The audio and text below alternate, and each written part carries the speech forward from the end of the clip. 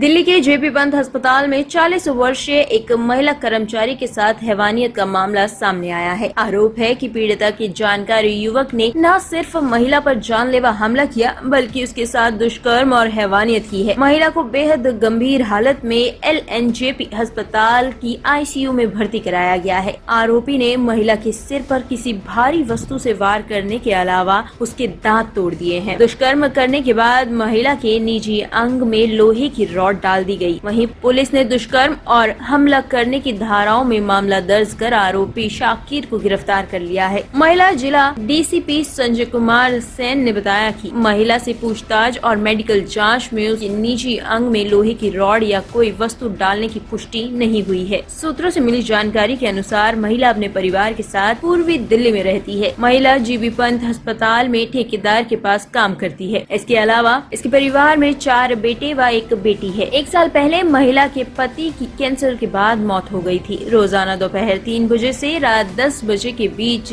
उसकी ड्यूटी रहती है। 1 मई की रात को वह जैसे ही ड्यूटी समाप्त कर निकल रही थी, आरोपी ने अस्पताल में ही उसे रोक लिया। इसके बाद आरोपी ने महिला पर हमला कर दिया। बाद में उसके साथ दुष्कर्म और हैवानियत की गई। वारदात के बाद आरोपी फरार हो गया है। बता दें कि 2 मई की सुबह करीब 8 बजे पुलिस ने महिला के 20 वर्षीय बेटे को अस्पताल बुलाया। वहां पहुंचने पर बेटे को मां के साथ हुई हैवानियत का पता चला। पुलिस का कहना है कि आरोपी शाकिर महिला का पुराना जानकार है। वह वेटर का काम करता है और महिला का बयान लेने के बाद उसे झील मिल इलाके से दबोच लिया गया।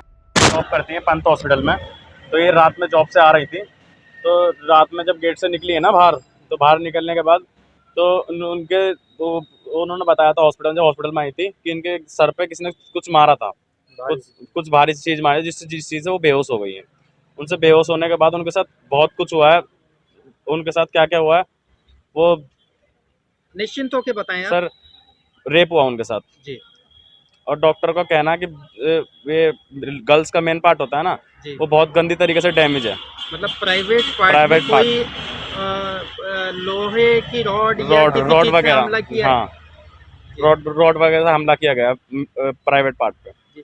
कौन सी तारीख की और लगभग कितने बजे की घटना है? ये 1 तारीख की बात है, आज 3 तारीख हो गई। अभी तक इस केस पे कोई कार्रवाई नहीं हुई, कोई एफआईआर दर्ज नहीं हुई है। हमारे पास कोई एफआईआर की रिपोर्ट या कोई भी पुलिस वाला हमारे पास नहीं आया किसी भी इंक्वायरी के लिए। जैसा कि 1 तारीख की ये घटना है, आपको सूचना कब मिली और किस माध्यम से, किसने सूचना दी? हमारे पास रात में ये सब हुआ था, जब हॉस्पिटल में आ गए हैं। हमारे पास सुबह 8-9 बजे करीब कॉल आई थी हमारे पास। जी। 8-9 बजे सुबह मॉर्निंग में आई थी, 8-9 बजे कॉल। जी। 8 आपको किसने कॉल करी थी और क्या बताया? पुलिस वालों की कॉल आई थी हमारे पास। ये बोला कि थोड़ा सा एक्सीडेंट हो गया। जी। एक्सीडेंट बोल के बुलाया हमको। फिर हम हॉस्पिटल में आए, फिर हमें मिलने नहीं दिया, हमारी मदर से मिलने नहीं दिया। जी। फिर हमें कब 2:30-3 बजे हम मिले भी, जब शिफ्ट हो गए दूसरे वार्ड में। जी। जब शिफ्ट हो गए, जब ऑपरेशन के लिए जा रहे थे, जी। तो फिर ऑपरेशन के लिए जा, जब हम मिले उनसे, जब उन्होंने थोड़ा सा हल्का सा बात करा हमसे, ये बताया कि जो हॉस्पिटल में है ना, हॉस्पिटल में हम उसे जानती हूँ मैं, वो मेरे को छेड़ता था।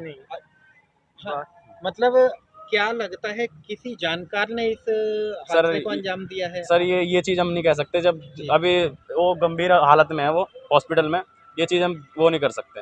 अच्छा, कितने दिनों से, कितने सालों से वो अस्पताल में नौकरी कर रही थी? 15-16 सालों से ये पंत हॉस्पिटल में जॉब कर रही थी। उनका आने जाने का क्या समय रहता था? उनका ये 1-1:30 बजे दिन में निकलती थी घर से जॉब के लिए। जी। रात में 10:30 बजे छुट्टी हो जाती थी वहाँ से। जी।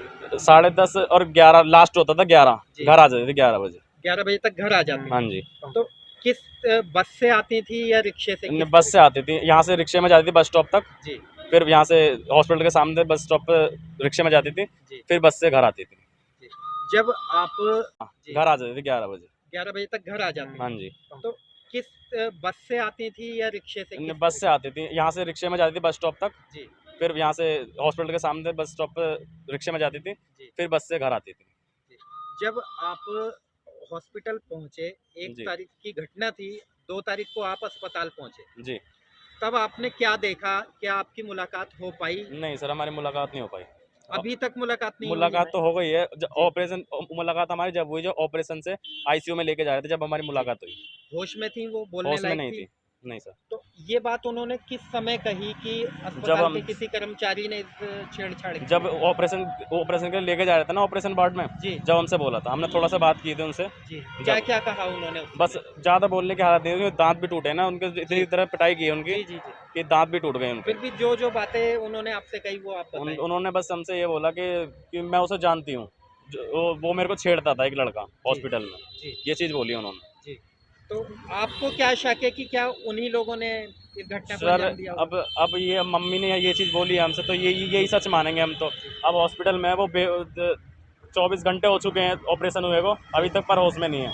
अच्छा, इसके बाद क्या पुलिस ने आपको किसी प्रकार की एफआईआर की कॉपी दी? अभी तक हमारे पास कोई एफआईआर की पर्ची नहीं आई है, और पुलिस वालों ने हमें धमकी भी दी है कि एटीट्यूड उसमें हमें हमसे बोला कि हम थाने में गए थे, मेरे फ्रेंड भी थे, हम सब गए थे, हम पाँच जने थे, हम थाने में गए। इसको बोला ये रहेगा बस यहाँ पे, अगर तुम में से कोई से दिख गया मैं तुम्हें थाने में बंद कर दूंगा अंदर। ये बात किस पुलिसकर्मी ने कही थी? वहाँ के एसएचओ ने कही थी वहाँ से, चौकी। SHO IP estate. जी जी। जी। तो उन्होंने क्या धमकी दी कि यदि आप कोई और ये भी कार्रवाई करते हो तो नहीं, ऐसा कुछ नहीं बोला। हाँ बस हमसे ये बोला था कि जब हम जाने के लिए लगे थे ना, तो हाँ। मेरे से एक धमकी दे गए थे जब गाड़ी से जा रहे थे वो, कि जी। तू मुझे जानता है, तू मुझे जी। जानता है। फिर अपने पुलिसकर्मी से बोला इसे मेरे बारे में बता, बस ये अच्छा। बोल के चले गए। अच्छा, क्या अभी तक कोई सीसीटीवी फुटेज निकाला गया पुलिस के द्वारा या CCTV अस्पताल प्रशासन नहीं के सर, द्वारा? हमको ऐसा कोई कंफर्म नहीं है। आपको कोई फुटेज नहीं दिखाई गई है? हमारे पास कोई पुलिस वाला इंक्वायरी के लिए नहीं आया, हमारे पास कोई स्लिप आई है किसी चीज़ की, ना एफआईआर की, ना कोई जी। पुलिस वाला हमसे इंक्वायरी लेना आया कुछ की। फैमिली से तो आना चाहिए ना, जी। कोई ऐसा कोई नहीं आया हमारे पास। तो क्या लगता है यदि फुटेज निकाली जाए सीसीटीवी फुटेज तो खुलासा हो सकता है? हाँ जी, हो सकता है सर।